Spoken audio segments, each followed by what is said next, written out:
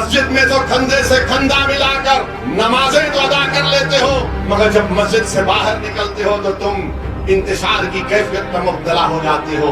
درود و سلام کے نذرانے رحمت اللہ علیہ صلی اللہ علیہ وسلم پر بھیجتے ہو، اور جب باہر نکلتے ہو تو پھر تم انتشار کا شکار کیوں ہوتے ہو؟ بتاؤ مجھے۔ اگر تم سمجھو گے کہ صرف دعاؤں سے کام ہو جائے گا، نہیں، اگر دعاؤں سے کام ہوتا تو رحمت اللہ علیہ صلی اللہ علیہ وسلم احد کے میدان میں اپنے دندان مبارک کو شہید نہیں کراتے۔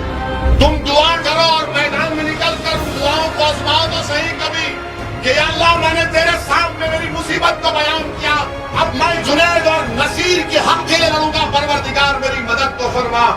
آخر کیوں ڈرتے ہیں آپ لوگ؟ ارے بی جے پی کو اگر ہرانا ہے تو آئیڈیالوجی پر ہرانا پڑے گا۔ اندھیرے کا مقابلہ اندھیرے سے ہو سکتا ہے کیا؟ بتاؤ۔ جہالت کا مقابلہ جہالت سے ہوگا، ظلم کا مقابلہ ظلم سے ہوگا۔ ارے جہالت کا مقابلہ علم سے ہوتا ہے، اندھیرے کا مقابلہ روشنی سے ہوتا ہے، ظلم کا مقابلہ طاقت سے ہوتا ہے۔ تم صرف تھالی مار کر گھر میں جا کر سو نہیں جانا اب کے بار۔ اپنے ماں باپ کو سمجھاؤ، اپنے محلے کے بزرگوں کو سمجھاؤ، اپنے دوستوں کو سمجھاؤ کہ ایک دیوانہ آ کر ہم کو سچائی بیان کر کے گیا تھا۔ آج آپ دیکھو کہ جنید اور نصیر کو بے دردی سے مارا گیا، اس کی داستان تو بیان کروں گا میں مکھیہ منتری سے اور یہاں کے ودھائک سے پوچھنا چاہتا ہوں۔ سچن پائلٹ صاحب گجر ہے نا؟ ہے نا؟ گجر ہے۔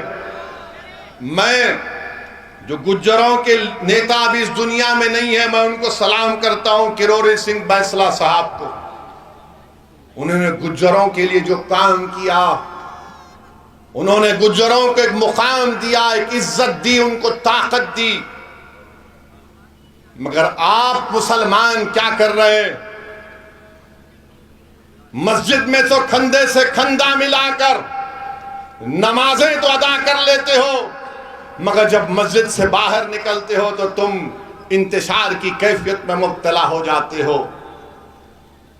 جو حی علی الصلاۃ حی علی الفلاح کی صدائیں سن کر اپنے سروں کو اللہ کی بارگاہ میں جھکاتے ہو، پیشانیوں کو جھکاتے ہو، درود و سلام کے نذرانے رحمت اللہ علیہ صلی اللہ علیہ وسلم پر بھیجتے ہو، اور جب باہر نکلتے ہو تو پھر تم انتشار کا شکار کیوں ہوتے ہو؟ بتاؤ مجھے، بتاؤ مجھے، تم کیوں انتشار کا شکار ہو جاتے ہو؟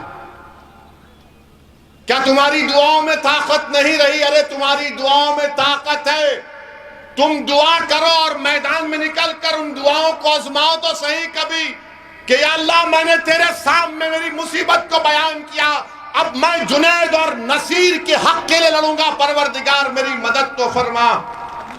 تم نکلو گے نہیں تو مدد کیسے آئے گی؟ اگر تم سمجھو گے کہ صرف دعاؤں سے کام ہو جائے گا، نہیں، اگر دعاؤں سے کام ہوتا تو رحمت اللہ علیہ صلی اللہ علیہ وسلم احد کے میدان میں اپنے دندان مبارک کو شہید نہیں کراتے۔ میرے عزیز دوستوں اور بزرگوں، اگر دعاؤں سے کام ہوتا تو امام حسین ایک ظالم کے سامنے اپنی گردن کو نہیں کٹاتے، بلکہ اپنی پوری آل کو قربان کر دیا حق کی سربلندی کے لیے۔ امام حسین، لاکھوں سلام امام حسین پر۔ بتاؤ پھر تم آپ اور ہم کیا کر رہے ہیں؟ سوچو میرے عزیز دوستوں، بزرگوں، میرے غیور نوجوانوں، میں تو ایک ریاکار، ایک گناہگار مسلمان ہوں۔ میں تو صرف بیان کر رہا ہوں کہ آج آپ کو سوچنا پڑے گا۔ ریاض اسلامک اسکول تعلیمی میدان میں ایک نیا انقلاب، اسلامک اور ماڈرن ایجوکیشن کی عظیم درسگاہ۔ 23 سالہ تجربے کے بعد طلبہ و طالبات کے لیے ریاض اسلامک اسکول پیش کرتا ہے حفظ قرآن، ناظرہ قرآن، قاعدے کے علاوہ نرسری تا 10ویں جماعت تک کی تعلیم کا بہترین نظم۔ بچوں کے لیے ہاسٹل کی سہولت، مستحق طلباء کے لیے خصوصی رعایت، طلباء و طالبات کے لیے علیحدہ کلاسز کے معقول نظم، خصوصی computer classes, hard where and soft where training, بچوں میں تحریری اور تقریری صلاحیتوں کو اجاگر کرنے کے لیے ہفتہ واری پروگرام، قابل اور مشفق اساتذہ کرام کی نگرانی میں بہترین تعلیم نظم. صبح 8 بجے تا شام 4:30 بجے داخلے جاری ہیں. اجلت کیجیے. Riyaz Islamic school, opposite lane, new SR petrol pump, Vatepally, Hyderabad.